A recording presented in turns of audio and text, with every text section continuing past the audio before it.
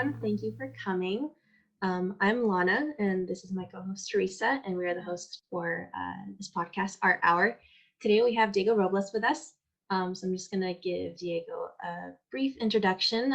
He's currently a professor here at Cal State San Bernardino. He teaches visual arts, animation, cinema, design, and art. A lot of classes you got going on there. He's also an artist and a researcher, and he's done a lot of work with visual and oral history at the Academy of Motion Pictures of Arts and Science, and does a lot of work with films, visual arts, writing poetry, and short stories.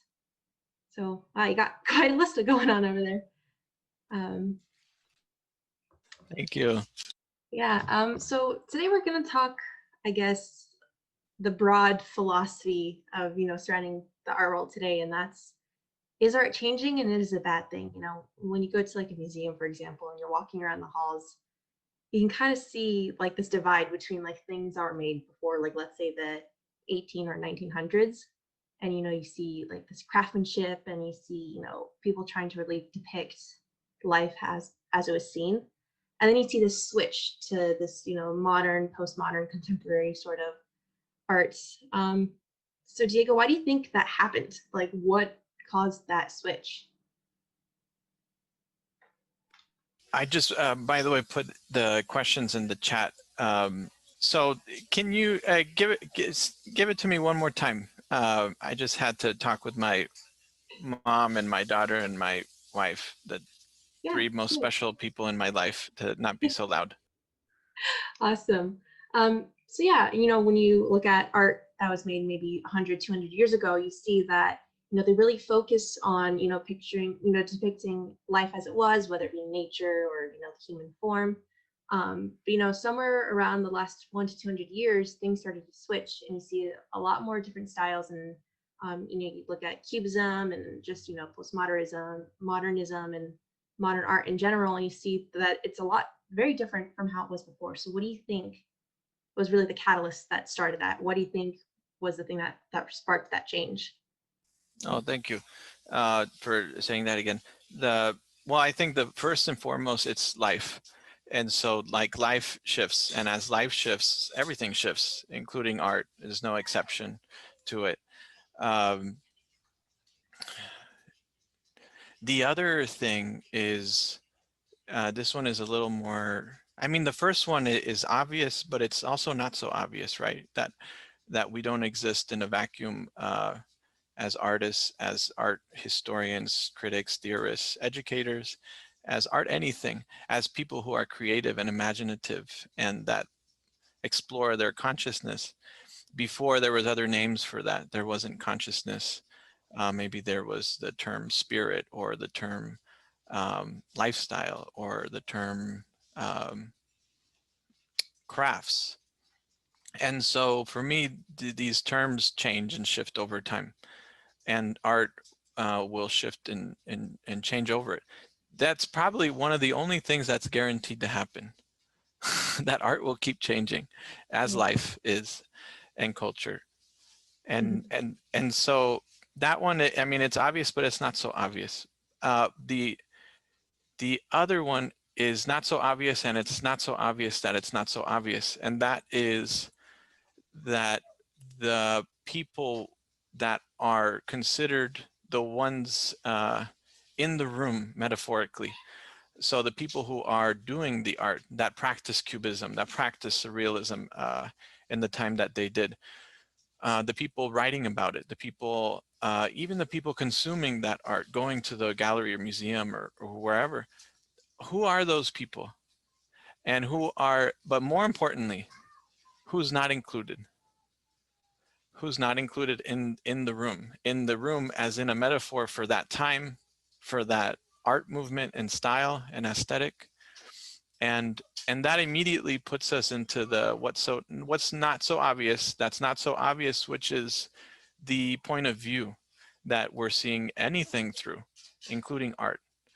And so it's a point of view, for example, that immediately excludes art from the Americas, South and Latin America, the Caribbean, Africa, and Asia immediately, because as abstraction was happening in Europe and North America, especially the East Coast, but also the West Coast. There was other arts happening and movements happening. There was creativity happening because it's a human thing, and art is a human thing, and that was happening in all these other parts of the world, but we don't know about it if we are inside of the bubble that where we're learning about only a certain kind of art or part of the world. And that it's not so obvious because it's not so obvious because it's not said that this is only a part of art. It's just said that this is art. It's kind of like when we think of the term classical music. When we think of classical music, we don't think of it being European classical music, even though that's what 99% of it was. We just say classical music, but it's not just classical music. It's European classical music because there's classical music from all over the world. And then here's where it gets even more gray.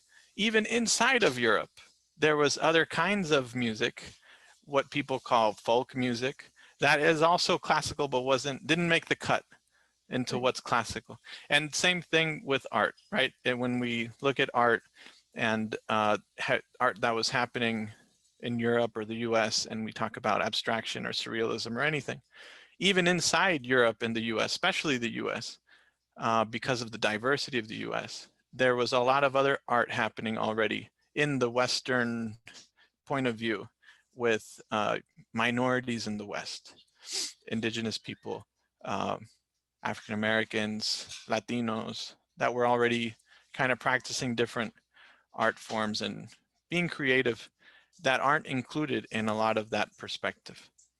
And so I don't want to get too much on a tangent, but I hope that kind of addressed a bit of it. Yeah, I mean, it definitely, brought a perspective that I didn't think of before. I mean, like when you look at, for example, Picasso, he was known for being, someone who was really inventive and innovative at the time, really, did things that weren't really done before. But I guess kind of how you mentioned, it's just because it wasn't done before within, Western Europe, which is, what people say, like when we say, the art world, it's very, Eurocentric. But I believe like even he took, inspiration from, African styles and African masks, particularly with his, Cubism styles. Um, so that's something I definitely didn't think of, like when you open up your audience to have other people from different groups from different continents or different parts of the world, you're going to get different styles and different points of view. um, but I guess on that note, do you think that, because the way I've always thought of it was, do you think that the camera had anything to do with it? Because before, artists were mostly painting portraits, but then when the camera came into play, we didn't need portraits anymore because we had the camera that could do it for us. So do you think that the camera was something that drove this change too, that led us to open up the audience? That's an interesting idea that the camera technology, surveillance, observation. Also, cameras open up the ability as a human to observe because now you can record what is reality, or at least the recorded reality there, and you could play it back and look at it later. And that increases the ability to observe as a human rather than just observing what's there in the present. Now you can observe what's there in the past, but not just in your head, because we can all do it through memory, but our memory is very faulty. It's also very beautiful because it's kind of faulty. It's kind of like a surrealist painting. Our memories, they're not realism. They're more like surrealism, and that's actually very powerful. That's why they're so powerful in different ways. But camera is more like realism. It's preserving a past in a more of a realist way. Of course, later on, once we had cameras for a while, we start to learn that they're faulty too. Like the reality that they are recording is still through a certain perspective. For example, there's a frame, and what's out of the frame is not in the frame. And so, for example, what's in the frame could be a train that's like coming at a train station from 1895, but then we don't see what's outside of that frame. What kind of a town was it? Who was filming it? Who was behind the camera? And again, who was excluded, like who's not in that town that maybe was in that town, or who was being encouraged to be in the shot more than others.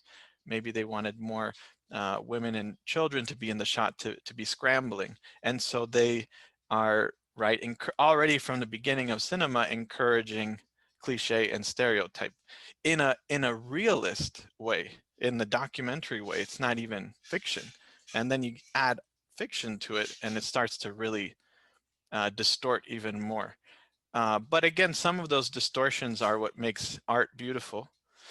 And so to go back a little bit to your question, I think if camera encouraged the change, I think, yeah, because it's part of life. Camera and technology is part of life. And as life shifts, you know, computers, new media, our smartphones, all these things that are so obvious about life, they're not so obvious in how they're shifting and altering our lives, because they really are in a deep tissue kind of way. And usually it's after the fact, after they've already shifted the way culture and life is, that we realize what they did. It's more unusual to get it in the moment as it's happening. Um, but that's hopefully what, as artists and people, we do in education also, to try to slow down the phenomenon of time and everything that's happening inside of it, including camera technology and how things are being impacted by that. There was something else to your question, but I forgot. Yeah, I'm pretty sure that you hit at least most of the marks. I guess my next question, or yeah, question would be, when we look at today's society, we live in a day where technology is moving faster than we are, it seems. And it almost seems to be going, that technology is expanding and almost, when you look at, we had the industrial revolution and things kind of took off slowly, but then as one thing was invented, it led to two more inventions, would led to four more. So it's just, it keeps bursting. Um, do you see that happening with art too? Like, do you think that when you look at the length of like the Renaissance, for example, or like one style of painting or art, and you move forward, do you think that our phases of art are becoming shorter too because of this burst of technology and us being connected? Do you see that happening too? That's a great question. Is, you know, according to a lot of people that call themselves futurists, and they make a profession out of predicting the future. Before that was the palm reader, but now they made it this like very professional, technological, scientific profession.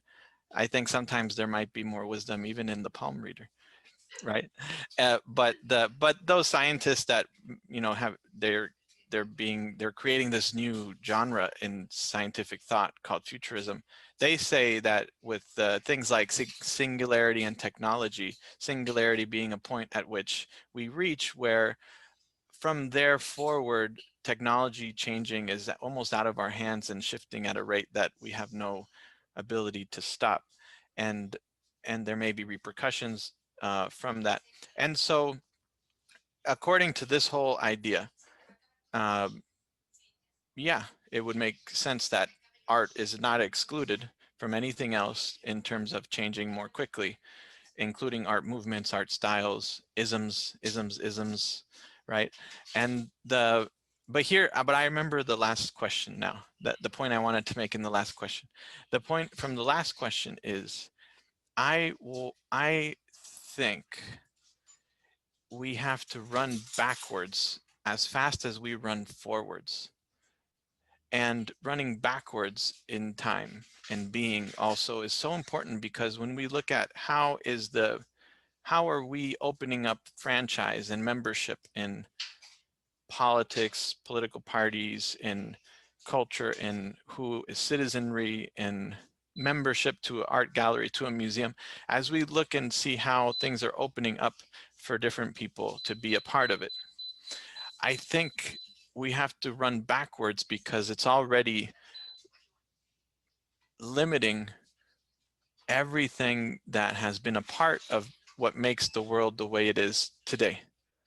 And so all of this exclusion, I'm really interested in dark matter and dark energy, like in the universe, right? We just found out there's dark matter and there's dark energy that's even harder to get a hold of.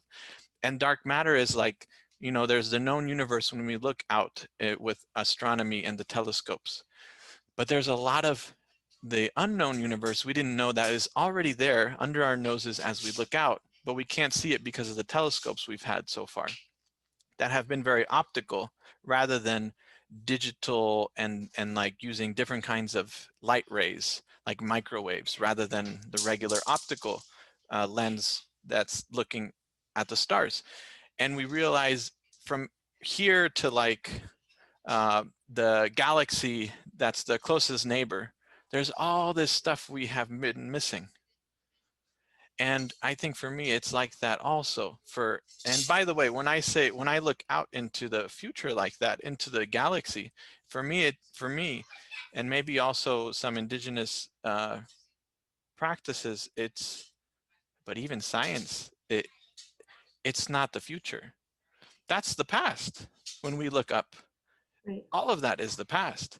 And so for me, the past is so uh, interesting because everything that we talk about in terms of opening up, um, including more people in different things like in the different art movements happening now or museums, we, I think, have so much room to redefine um, everything. How many art movements have we missed that are indigenous art movements of the last 500 years? We've missed so many.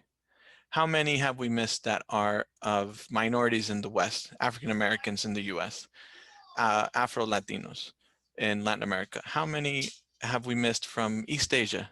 Just East Asia in the last 500 years. There's probably been hundreds that we are not present to.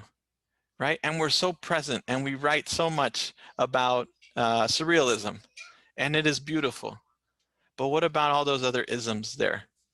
We've missed 200 of them already, right? And that's just the last 500 years in one area of the world. What about South Asia? What about the indigenous culture of Australia, New Zealand? What about Africa? There's so many things there that haven't been explored. I haven't had the light shine on them. Um, and so I think part of what opens those doors is running backwards as much as we run forwards. And as we take one step forward, we also take a step back and acknowledge things that have happened in history. And that opens the doors. Because, or if we just go forward, it's like everyone becomes a futurist, everyone is working from the platform of a Eurocentric history, and that's just such a limited history. It is definitely human history, but it's only part of it, and it'll behoove us all to not just be more human and multilateral and multicultural into the future. It'll behoove us all to see how we can redefine the past as more multicultural, multi-directional than what it is already. Right. Yeah, that's definitely a good point. And you mentioned, looking at, all these different places and, what's been going on there because, the world is more than just, Western Europe. Um, and that leads me to think of social media because, anyone from anywhere in the world can, let's say post on Instagram what they're seeing. So um, I think that, social media has been one of the main things that have changed the art world because anyone can be an artist now. Like I can sit at my desk and paint all day long and just post it and, get a few likes. Whereas before it wasn't the same. Before you had to, get your name out, you had to be in a gallery, you had to make connections. And, it's so much different now. So do you think that social media is, at least today, the one that's really pushing the change now? Or do you think that's more of, it's a different sphere of art now compared to like the gallery? Yeah, that's a great question too. I have had students that are like, why aren't you on social media? Where's your Twitter account? I have Twitter, but I don't have it as like an artist account that some people, right? And I think, and some or students I had earlier on when I started teaching are now older, and they have art careers, and they're like, come on, why haven't you, this has been like my saving grace these last like 10 years, 8 years. You got to get on it, Diego. And I think there is some truth to that, that I haven't learned that very well, and that a lot of the new generation artists have, and I think it'll be to their benefit, and it's a tool in the toolbox. And I think it behooves all artists to learn it. And there's different parts to it. You know, you take a bite, and there's always more to learn in that world. And I think it is propelling some art movements and things like that. I think that is just part of the story. I think that's just one. I think that's very present oriented. And I think it's also very new media online oriented. And so it's immediately excluding a lot of the things that happen on the ground, which includes galleries and museums, but it also includes classrooms and a lot of the, like, what I look at as the dark matter and the dark energy. Like for me, every time I teach a class, there is there's an ism or isms erupting. And I don't know what they're going to be, but maybe it's a seed, and it'll flower sooner than later. And there's a lot of experimentation happening in the classroom. And that's just one classroom, right? There's K through 12, there's university settings, I also I teach in many different kinds of settings, different age groups. And I think it's happening in many different spheres in education. But those are all like soft, uh, um, I don't know what's the word, like soft art or something. I'm just making up a word now. Like, because it's not considered the professional or even the like Twitter account artist, right? It has more of a cachet than like a student that's doing something in a classroom. And so, but all that happening in classrooms is future oriented art. And so while it's not so dedicated to the present, like a lot of the artists on Twitter and social media and things like that, a lot of that creativity and imagination and art making happening in the classrooms, and also informal learning sessions. Informal, like there's a lot of mentorship structures passed down for people that do murals or graffiti, different kinds of screen printing, there's many traditions in different kinds of art environments that where there's a lot of that happening, and it's not so present oriented, it's more future oriented. And then the other thing is the work of archivists and preservationists. A lot of the past oriented art is not part of that social media art online world, right? And so the past is also very interesting, because there can be someone who is rediscovered, someone who wasn't appreciated in their time in the 1970s or 1960s or 1980s. Or now, the more we get into 2020s, we're going to see people from the 90s that are now kind of rediscovered. And their content, their art, could shift things in our present and future. And it's like, I think that's so interesting, right? Because it's like, again, it's like the universe, where suddenly we see dark matter. Oh, there's this big rock between here and the next galaxy. We never saw it. Now we see it, because now we have these new telescopes. Now we see it. What's on that rock? And like, boom, that's an artist. That artist wasn't appreciated. They weren't known, maybe because of their gender or their sexuality or their nationality or the region they're from in the world, or because of different socioeconomic obstacles they've had, or because of the lack of opportunity to upper education, or maybe the language they spoke, or maybe because of the art they made, and they were part of an ecology. I think that's the other thing we're all part of different ecologies of art, and we usually don't know which ones we're a part of. We're kind of unaware. And we are part of ecologies, and it's important to know which ecology you're already a part of, and which one you you would like to be a part of, and which one you would like to support. And those ecologies are, there's like islands in the middle of those ecologies, and those are those undiscovered artists, and they shift things radically sometimes. And none of that is happening on Twitter or social media. Right. Later, when they're rediscovered, it will be on social media. Go to an exhibition, read a book about them, and like that. Hmm. Yeah, I guess my next question on that note is, we talk about, people not getting the opportunity to, shine in the light how they did in the past. But when you look at social media, um, granted, it's not everyone has access to it, but I think a lot of people do now compared to, other opportunities from the past. I think it's something that's so widespread. Do you think that because of social media, do you think that, I guess the culture of the gallery is going out of style? Like, do you think that more people are turning to, this space where they can do freelance, or, just be themselves, post whatever they want, and then get, instant audience, anyone in the world? Do you think that is being more appealing to today's generation than, the classic needing to talk to, like, get in contact with curators, getting into this museum, getting your name out? Do you think that culture is being out of style because of social media? Well, even before whether it's kind of becoming a trend or not, I think certain age groups, our age groups, are being targeted. I watch something on YouTube and suddenly I'll get an ad about being an artist that now doesn't need the gallery. You can just sell Mhm. your stuff online, right? And probably all of you have gotten that ad.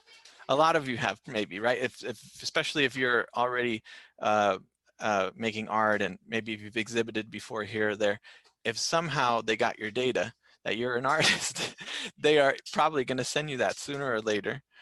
And right, and so you're being targeted algorithmically to do that more. I think that's important, because again, it's about certain things I think are timeless. And we often don't talk about those things, but certain things are timeless, like slowing down reality, slowing down life as it's coming at you. And you slow it down by bringing consciousness to something, or bringing community to something, bringing dialogue to something, or talking about something like we are now. You're slowing down, not literally, but you're slowing down the experience of time and how it comes at you in life. And so if those algorithms are aiming those ads to us to sell us services that would help us in our careers, but it's curating out a lot of the humanity that goes into being an artist, a lot of the humanity that you may get in a gallery or a museum. But for me, I think where it's even more dynamic is the art happening in the classrooms, art happening in the street, art happening also um, in more informal settings, community centers, sometimes religious settings, everyday settings. A lot of the informal art that's not appreciated as art by the mainstream art world. There's a lot of altars that are made in a lot of Latino and Mexican American families. A lot of the dresses and clothing and fashion, informal fashion, personal clothing made by people, all of that is not really appreciated. And some of that creativity is so interesting that it's worth to have a show about 50 of those people who have not been acknowledged as being artists, then another show about the latest fashion designer or artist, because those shows are going to keep happening. But what about all these other, right? And so all these other realms, ecologies of art, I think are the ones that are continued to be overlooked. And Right. now the social media world, rather than uh, assisting the not just exposure but appreciation of a lot of those ecologies of art, rather than helping it, it sometimes even adds more debris that gets in the way between us and that um, rock out in the universe we want to appreciate that we just saw. That's always been there. Right. Yeah, that's definitely something that um, I personally didn't think that would happen, but it definitely makes a lot of sense, when you look at the small local art, that's doing what it's always done. Um, so I think, so far we've talked about, art is changing, you know, um, what causes that, there's a lot of things that cause it, like how anything changes in the world. So it's pretty certain that, it's obvious that art is changing.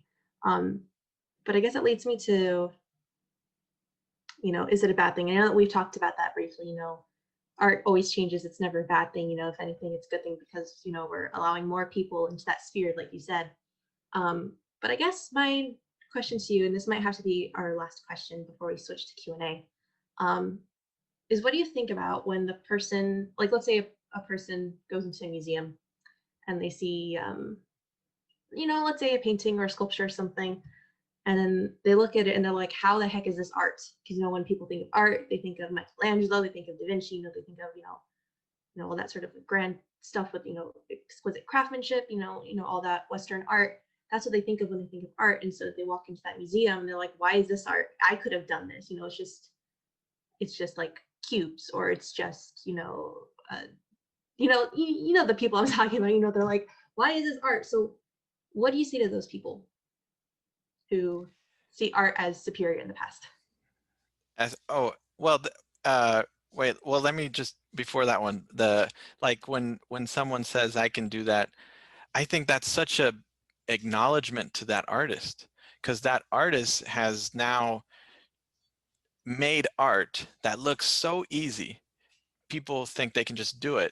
And I think that's actually a very positive thing, because it gives people some kind of confidence, right? Like they can also do a Picasso. And I think that's so great. How many of those people actually do it? Almost none. But even if there's one that it inspires to give it a shot because they see it as being so easy, that's great. And I think when people say that, it just means there's like a lot of room to have art appreciation and history uh, to right, to learn, right? Because that's also reflecting an absence of having spaces to appreciate and learn about art or make it, and that of course reflects in a more macro level the kind of culture and society we are, that prioritizes maybe other things more than art and creativity. And but the other question you were saying, like the people when they have well, tell me again about the superiority thing. But like when you go to like, oh, Michelangelo, he was a true artist, not, you know, let's say someone who's more local, or, someone who's doing things that are more outside of, what we think of classical art. A lot of people say like classical art, like the Renaissance, that was the peak of art. That was when things were the best made. That's when things were the most realistic. And they see, today's art where it's more postmodern or it's more, diversified. They say, oh, this isn't art. So I guess in that sense. Yeah, I think I mean, when you hear that, you can either get upset or something like that. But I think it's also an opportunity to be like, to ask questions, be curious, right? Like, oh, really? Like, that's the pinnacle of art. I guess we've already reached it. And like, what do you like about Michelangelo? What do you like about Raphael? What do you like about the Renaissance artists? I think actually there is a lot of interesting things about the Renaissance artists. And but yeah, they have you know, in in in uh, in Mexico and in Mexican American culture, we have this saying, "Le echan mucha crema a sus tacos." That there's too, right? They like too much cream in their tacos. It's like we've already talked about the Renaissance artists so much, and doesn't mean there's nothing new to say. For example, I think to look at the Renaissance artists through the prism of technological innovation and engineering, I think is really interesting because it starts to peel back that artists are not these engineers, right? That we're these creatives, that we can't do architecture and math and right. And then we start to peel that away. Like, oh no, there's there's look at all these artists. They in the Renaissance, they did STEM and they of their time, right? STEM of their time, and they did art, and you can too, and all of us can, right? I think that so I think it is important to still talk about anything, including the Renaissance artists, but in new ways, especially. And then for the sake of history to cover it, of course, in terms of just having a space to learn about art history, sure, but um, but there's so much there for criticism, right? It's the Renaissance artists are these classical artists. Classical to who? It's like that classical music thing. We're back to that. Like classical, you mean European classic, right? And it's like there's so much there, and it's not a and it's also important to not make this like a bad thing or right? It's like no, no, no, this is about opening it up. Because as soon as we acknowledge that there's many kinds of classical artists and art time eras around the world, then it only adds more colors to life, right? It's like we're painting with just yellow and red. Wouldn't we want to paint with blue? You get more out of your color spectrum if you include many other cultures and peoples and times, right? Um, and then in terms of postmodern I mean the criticism goes both ways. I think it's great to criticize postmodern art, modern art, contemporary art. I think it's great to criticize it because it can get away with things if you don't. It can get away with maybe being um, lazy and not trying things that maybe require some more dedication, time, and discipline. Or it can get away with not being connected to community and being maybe very individualistic and wanting everything to revolve around it like an island. There's another saying in Mexico, which is that people in like Mexico City sometimes think like everything revolves around their belly button. Everything revolves around Mexico City. And it's like, no, actually, that's not true. There's all sorts of Mexicos in Mexico. But same thing with modern art and postmodern art. Not everything revolves around it, right? And so it's good to criticize it because it's not the center of the universe. And and again, modern to who? Is this modern art from around the world? Is this modern art for people who haven't had the opportunity to be in positions to make art? What is Afrofuturism in the context of Latino and Chicano futurism, in the context of futurism in general, in the context of feminist futurism, in the context of futurism from around the world, right? Like indigenous futurism, like you know, all these things, right? They become really important because we have to keep peeling back what point of view and what ecology are we inside of that we're not acknowledging. Right. Yeah, that's awesome. I think you made some really amazing points. And so we're actually going to start to transition over to our Q&A session. So for anyone in the audience, if you guys have any questions, feel free to type in the chat and we will tell Diego and he will answer. But we do have a couple of pre-submitted ones. So I wanted to ask you, do you think art will ever take a step back, and do you think that we'll see trends come back?